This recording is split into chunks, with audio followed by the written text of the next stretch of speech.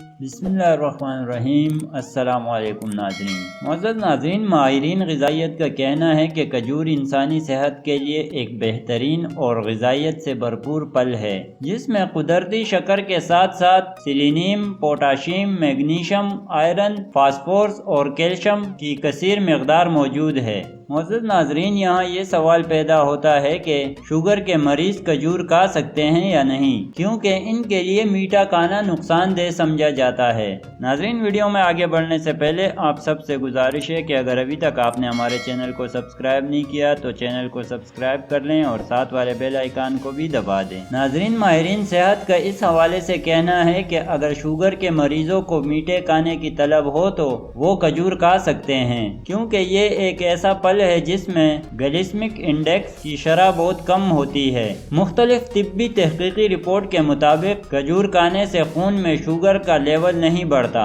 بلکہ یہ جسم کے لیے بہت زیادہ فائدہ مند ہے، کیونکہ اس میں اہم غذائی اجزاء موجود ہوتے ہیں۔ مگر شوگر کے مریضوں کے لیے 1 یا 2 کھجوروں سے زیادہ کھانا ضرور نقصان پہنچا سکتا ہے۔ طبی ماہرین کا کہنا ہے کہ شوگر کے مریضوں کے لیے کھجور کھانے کے ساتھ ساتھ صحت بخش توازن غذا کا استعمال بھی بے حد ضروری ہے، اور اگر ہو سکے تو کھجور کی ایک قسم مڈجول اس حوالے سے زیادہ فائدہ مند ہے، جو کہ انتہائی نرم، حجم میں بڑی اور شیریں ہوتی ہے۔ ناظرین، ایک تحقیق میں ان کھجوروں کے اثرات کا جائزہ لیا گیا، جس کے دوران 10 صحت مند افراد کو 4 ہفتے تک 100 گرام کھجوریں استعمال کرائی گئی۔ 4 ہفتے بعد محققین نے دریافت کیا کہ ان کھجوروں کو کھانے سے لوگوں کے خون میں موجود گلوکوز کے لیول میں کوئی اضافہ نہیں ہوا، جبکہ کولیسٹرول لیول بھی مستحکم رہا۔ اسی طرح کھجور کی ایک قسم اجوا بھی امراض کی روک تھام میں جادوئی خصوصیات رکھتی ہے،